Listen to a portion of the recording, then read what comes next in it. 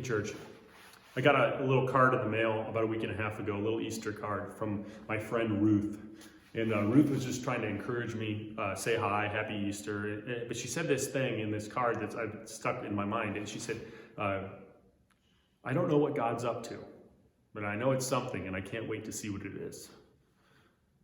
And I thought, what an optimistic perspective Ruth has, right? Especially at a time when people like me aren't always so optimistic.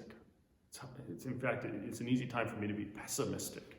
She looks out into the world and she says, I wonder what God is doing. And I look out into the world and I think, on my worst days, is God doing anything?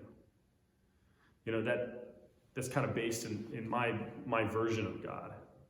That I want him to do the stuff I want him to do, that I want it to look the way I want it to look, and that if he's not doing it that way, I think there's something wrong. It's not really how Ruth looks at it, though.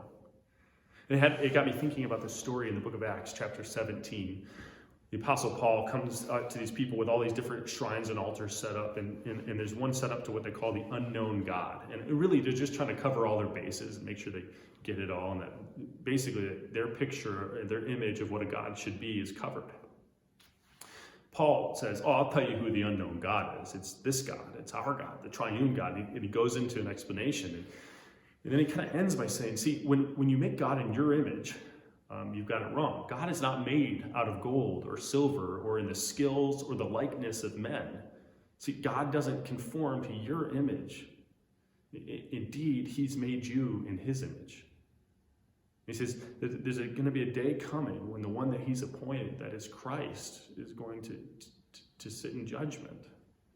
And if you know him, of course, there's peace and there's life in his name. And if you don't, there's not. And of course, we praise God that we are found on the side of those who know him as the church. And Paul says, and he brings it kind of all home by saying, God proved this to you when he raised Jesus from the dead. And I think that there's a good chance that the difference between Ruth's perspective and my perspective is that Ruth is viewing this whole thing through the lens of the resurrection. She was thinking about Easter. God has raised Jesus from the dead, and indeed, he too will raise me. God has raised Jesus from the dead, and he's proved in that act to me that he is who he says he is. And so I can have peace in that. And so can you. So let's try to be Easter people. People who think like Ruth does. And I don't know what God's doing. Sure doesn't make sense to me, and it's probably not the way I would do it, is what I think. But I know he's doing something, and I can't wait to see what it is. Now, if that's you, and that encourages you and makes sense to you and kind of hits home, that's great. I'm glad to hear that.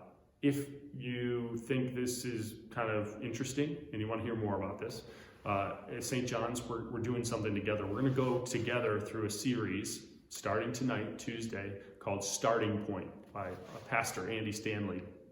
And it's going to be just kind of some basics of the Christian faith, kind of starting to talk through the logic of seeing God as the creator of the universe and the sin that's come in and Christ and what he's done about it. So if you want to start from scratch with us with this Starting Point series, you could join us tonight. If you didn't get an email about this today, if you don't get one, just email me at sam@stjohnsop.com or Pastor Nate at nate@stjohnsop.com. We'll get you hooked up to that. If you're not new to this, but you'd love to kind of get a refresh, just email us too. We'd love for you to do that, to kind of go through this series with us over the next several weeks, to think about what it means that God proved to us who he was by raising Christ from the dead. So I hope you have a blessed week, guys. I hope it's not a week that's marked with doubt and pessimism, but instead I hope that we can kind of all embrace Ruth today and always and be optimistic, knowing that God has proven to us who he is. And so he's up to something. We don't know what it is, but we can't wait to see what it is. God's peace.